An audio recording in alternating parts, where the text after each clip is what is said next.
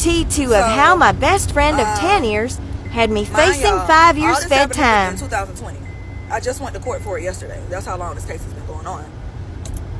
And yeah, I left a part out. So her doctor calls her boss calls her and the other person that works in the office, there's only two of them that work in the office with him, to ask them, because the pharmacy calls him to tell him about the prescription. He automatically like our GP is like, no, that's not one of our patients. So he calls both of them and asks them if they're familiar with my name. And one of the girls said no, the other one said yes, which is my best friend. So she tells him, you know, she's familiar with the name or whatever, boom. So he tells her to call him, and she calls him, and they're talking about how the pharmacy just called saying that they have a script with my name on it, and he's trying to understand how the fuck I got his script. Mind y'all, he's so fucking stupid. When I think back at it, like, this man is dumb. How else would I have gotten your script? Like, but whole time she telling me this where the janky shit started coming in at. So she's telling me that she told him that she accidentally took it home, but she's being very vague about what she's telling him. So, you know, I'm listening or whatever, because I'm real, like, and this is something I'm working on with myself. When I fuck with people, I have a problem with seeing them for who the fuck they really is, because it's just that I don't be wanting to, I don't know if it's that I don't want to be wanting to accept the truth, or if it's that I don't be wanting to break my own heart, because like when I care about people, I really care about people. So, you know, pharmacy done called the doctor saying no, you know, whatever, boom, blase. He called her, she telling him, you know, she accidentally took the prescription home. Then she's like, but I told him you're a really good person, and you know, you got kids, and da-da-da-da-da-da. Now hold the fuck up now. Why are you telling him I'm a good person and I got kids and I'm a single? Like, why are you doing all that? What's the purpose in that? So whole time she having her outside conversations with her people, I'm having outside conversations with my people. And my people on some shit like, yeah, this shit sounding real fishy. Like, why does she need to tell him you a good person? What the fuck did she tell him? For real. Like, what did she really tell him? Because mind y'all, I wasn't on the phone when they had the conversation. I can only go by what she said to him. Thank you. So at this point, it's like the evening and I done made it home. And we done had this conversation, but now something ain't seeming right to me. Like, I'm feeling a little, you know, like, what? So I stopped texting her back. I stopped answering her phone calls, because now you pissing me off because you being weird. Now mind y'all, this bitch is Miss Perfect. You're never gonna catch her outside with her hair done, with her nails done. You're not gonna catch her with a bonnet on her head. Like, she's Miss Bougie. Like, so, and I'm saying that because it matters. So when I get home, I ain't texting her, calling her back. Where we stay at the time, it's like 4 of us that's close. But me and her like really locked in. But we fuck with 2 other girls too. Now one of the other girls stay out there where I stay at. So I go to our other homegirl house and I'm like, let me tell you what the fuck happened. And she can see that I've been crying, because this shit is serious. This ain't no little petty ass shit. This ain't no little fucking 0.5 or no fucking weed. This some real shit. So I tell her what's going on, and I tell her like basically where we at this point. That, you know, such and such called me and said that her boss, she was telling her boss, I'm this and I'm that. Now at the time, our other homegirl is fucking with her baby daddy, so he's there. But this nigga old as fuck. He'd have been around the block a couple times, so he know the law. So he automatically like, nah, she on bullshit. It sounded to me like she trying to throw you up under the bus. So I'm like, exactly, like, that's what it's given to me too. But maybe I'm fucking tripping. Like, maybe we really thinking too deep into this shit. Y'all, we in the house talking, and we really just trying to figure out, like, how to get both of us out of this shit. I want to reiterate, and I'm going to keep, like, I really want to reiterate, like, the whole time, my concern was me and her. It was never just me. It was never just her. My concern the whole time was the well-being of the both of us. Because I care about myself, and I care about that bitch. I cared about that bitch because she was my best friend. Or so I thought. So, her, like, old dude, yeah, he like, nah, it seemed like whatever, boom. So, she ended up pulling up. She don't stay out there where we stay at. I'm not texting her back. I'm not answering the phone when she calling. So, she ended up pulling up. This bitch pull up. She ain't got no edges. So she pull up with her hair. She got some pretty hair, but the bitch ain't got no edges. You're never, and I said she's a she miss all that, because I'm letting y'all know, like, this is how serious this shit was. You're never gonna catch her outside half stepping.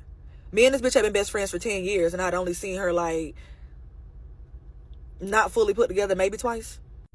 This bitch pulled up out there where we was. Don't give a fuck about who seen her, and was like, why you not answering the phone? Why you not texting me back? Whatever, boom. So I tell her, like, because this shit weird, like, it's seeming weird to me. Like, I don't really know what's going on, and I don't really like the feeling that I'm getting from it at this point. So she like, well, you know, can we go to the car and talk? I'm like, yeah, for sure. So we go get in her car and we talk. And she's basically like, I don't want you feeling like, you know, I'm trying to do no weird shit. I'm just trying to make sure neither one of us is affected by this. I talked to my boss. He said he not gonna press no charges. Da da da da da da. Now the whole time, I'm side-eyeing this bitch, because what you mean press charges? Like, because what she was supposed to have told him was the fucking truth. That's what she was supposed to have told him, the truth. Like, like, players fuck up too. That's what she was supposed to have told him. Whole time she telling him I'm a good person and this, that, and the third. But why you feel like you got to tell him that? Because my name on the script, or because you did some janky ass shit? So I'm like, okay, well, you know, like, I'm just gonna go to bed and I deal with this shit tomorrow. Like, it's nothing else I can do at this point. So I'm just gonna see what happens tomorrow. So, you know, she's amply apologizing, like, constantly, like, she just keeps reiterating that she's sorry. Now the whole time I'm like, she's sorry because we in this shit? That's what I'm thinking she's sorry for. No, mama. She's sorry because she done told on your ass. So I think the next day ended up coming around, whatever, boom. Like, a couple weeks go by and I'm out of town doing some more shit I ain't got no fucking business doing. I'm glad that didn't go the way it was supposed to go. I was really, when I look back, like, in that era of my life, anything I did that I wasn't supposed to be doing was not because I wanted to do it. It was because I felt like I had no choice. As a mother, you're always going to make a fucking way. Period. So when I get back to the city the next morning, I pull up at my mama's house because I didn't drive my car. I left my car at my mom. So I went back to, like, I think I went back to get my car. So she tells me somebody called. Now, at the time, I was putting in for jobs. Like, I was trying to find a job. And she tells me somebody called looking for me. So I'm thinking it's one of these people I've been, you know, inquiring with about a job. I called the number back. This motherfucker says, yes, this is Agent Stafford with the, what he said, the health department, something. He was some type of motherfucking he was some type of pill police. He worked for DHEC. So the whole time I'm like, this is a fucking mall cop. What's up? What can I help you with? So he's telling me he needs me to come in and ask me some questions about some about a drug case that my name has been brought up in. So GP, I'm like, drug case? Mind y'all, it's been like a month since this shit happened. So it really didn't dawn on me what the fuck he was talking about. So I'm like, drug case? I don't do drugs. So, because the whole time, like, we really thinking we good. Like, we ain't worried about it. Like, we thinking this shit, you know, water under bridge. No, ma'am. Yeah, let him cook. So he tells me he wants me to come in that following Monday to talk to him about a drug case. So I tell him I need to talk to my lawyer first, and then I would get back to him. And at the time, I didn't even have a fucking lawyer. I was really about to call that bitch to ask her what she knew about what was going on. Because, what's up? So, of course, she plays stupid. She don't know nothing about why he would be wanting to talk to me, whatever, boom.